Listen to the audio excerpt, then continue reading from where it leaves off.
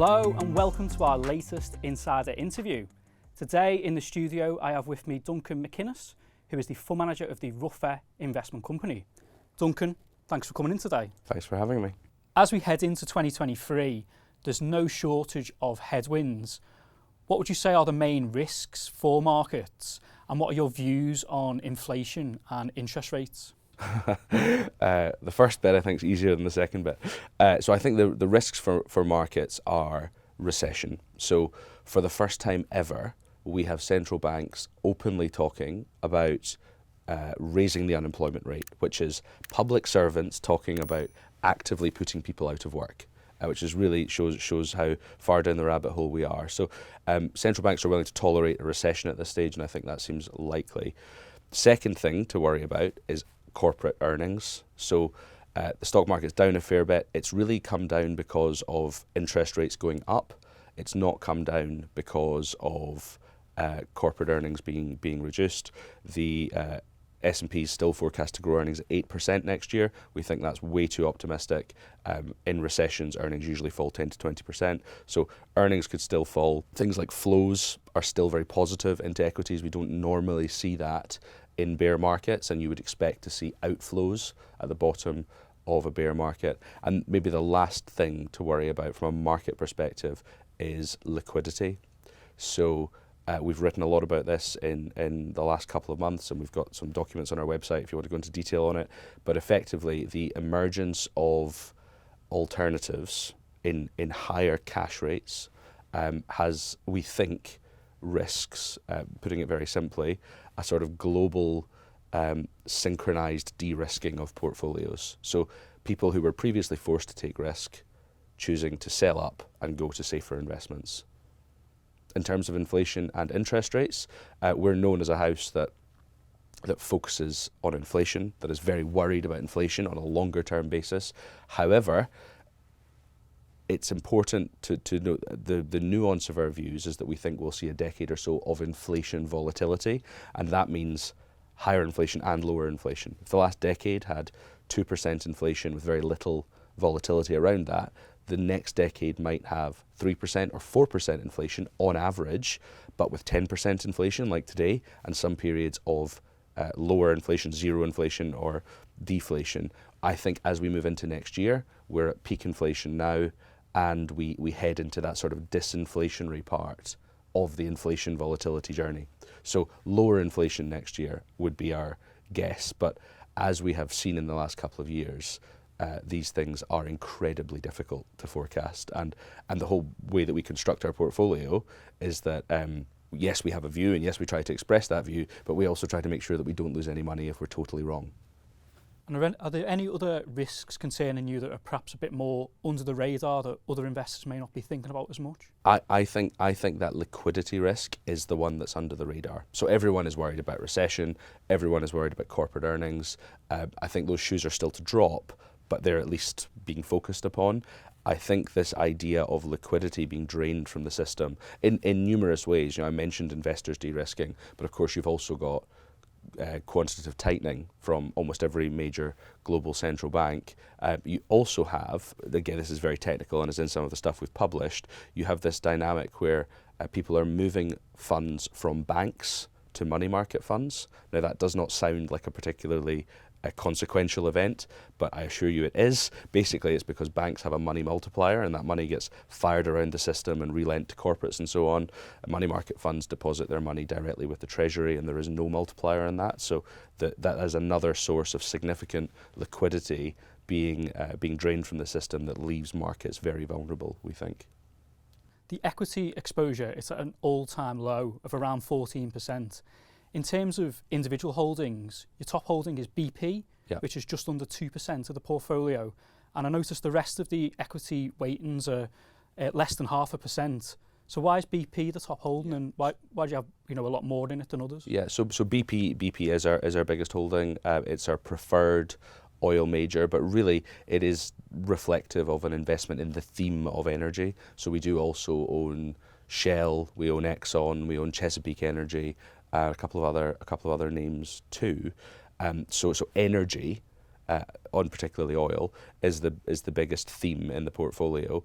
Why? I called it in the Ruffer Investment Company annual report last year, Homer Simpson's investment idea. So Homer Simpson's thing was beer is the cause of and solution to all of life's problems, and I thought energy equities were the cause of and solution to all of your portfolio problems. So clearly, much of the economic pain this year has been caused by rising energy prices, and one of the biggest beneficiaries of that is energy stocks. And we have this supply-demand problem at the heart of the energy crisis, where supply has been constrained for a decade or so because of ESG, because historically many of these companies were bad capital allocators. They squandered shareholder money, and so shareholders have been reluctant to give them any more.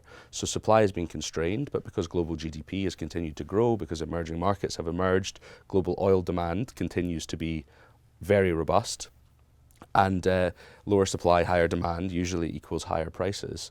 Now, what normally fixes that is an increase in supply. But interestingly, governments around the world seem to be determined to keep supply low because of the continuation of ESG pressures, because of windfall taxes. You know, if you tax these companies, that's fine. You can choose to do that as a government, but it means they will have less money to invest. So this very toxic environment, where I don't think the governments are offering sensible solutions, means that I think these investments will continue to be quite unpopular from a political perspective and from the man on the street, but they will remain highly profitable. And just to finish, BP, for example, at $80 oil, trades on 7 times cash flow. At $100 oil, it trades on 5 times cash flow. So these are extremely cheap equities still, and they're an inflation hedge. And I suppose you could also say they're a hedge against the situation in Ukraine worsening.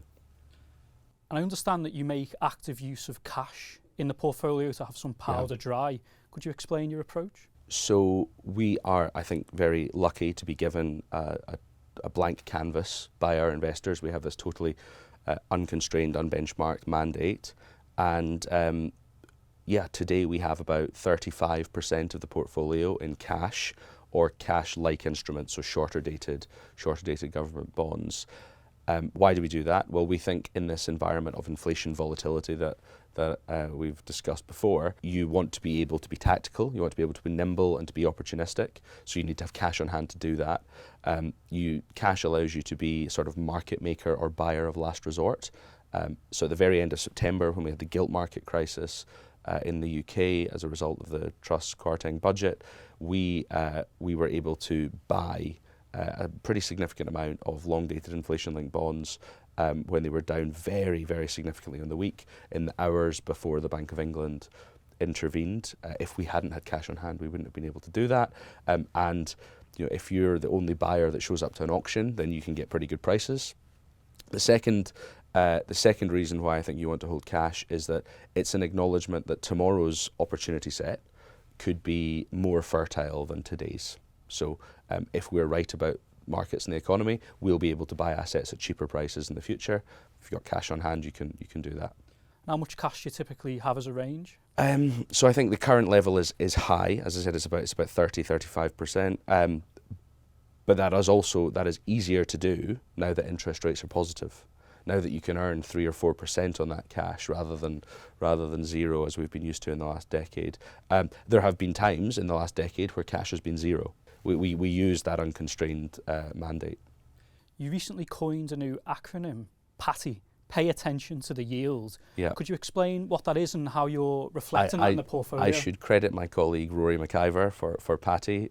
So what we were getting at was we've lived for the entire post-financial crisis period in an environment that was characterised as TINA, which was a phrase borrowed from Margaret Thatcher. There is no alternative. And what it was getting at, reflecting, was that when interest rates were zero, investors were forced to take risk. So everyone, retirees had income requirements, pension funds, endowments had return targets, and if rates were zero, you were forced further out the risk curve. So everyone iterated from sovereign bonds to investment grade to high yield to structured products and then to equities, chasing those returns.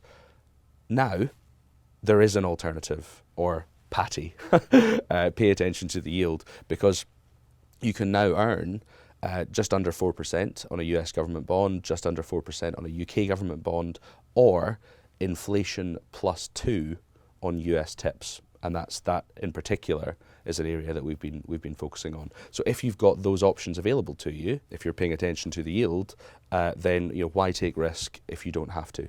And is it that safer end of the bond market that you've been focusing on more? Yes, yeah. So we have. I've heard a lot of people in the market have been reinvesting or topping up in high yield or investment grade credit because those yields now do look attractive. Our concern there would be that the economic deterioration could cause a lot of trouble there. Again, those spreads have not widened that much. They've fallen in price because the interest rates have gone up, not because the credit spreads have widened. Our buying has been very much focused on US inflation-linked bonds, which, as I said, offer inflation plus 1.8%, I think, today, over the next 20 or 30 years. I mean, that is arguably the safest investment in the world, and it's finally offering an attractive rate, the best rate it's offered in more than a decade. Would you say from an income perspective that bonds are offering better value than equities at the moment? Yes, because they are safer. So 4% in a government bond is a safer income prospect than a 5% dividend yield, of course. And in fact, that's something that has really struck me this year, is that the equity risk premium, which is perhaps a little bit too technical, but basically the earnings yield of the markets minus the bond yield, the government bond yield, the equity risk premium this year has come down. Now, given the deteriorating market environment, the deteriorating liquidity environment, and the economic outlook, the geopolitical outlook, I think the equity risk premium should be significantly wider, not narrower. So definitely the risks that we have been reintroducing into the portfolio have all been via the bond market and interest rate sensitivity, because we think interest rates might have peaked and might come down, rather than diving into the equity market. But especially in the US and the UK, investors are very equity centric. They sort of think that's the only risks that you can take. You're either taking risk in the equity market or you're not taking risk at all. But actually, we're expressing quite a lot of risk at the moment, but we're doing it via those inflation protected bonds. And finally, a question that we ask all fund managers: do you have skin in the game? Yes, I do. I have my largest investment would be my stake in the partnership of Ruffer LLP, and my second largest investment would be my holding in Ruffer Investment Company. So yes, I'm very much aligned with shareholders. Duncan, thank you for coming in today. Thank you. That's all we have time for today. You can check out the rest of our insider interviews on our YouTube channel, where you can like and subscribe. Hopefully, see you next time.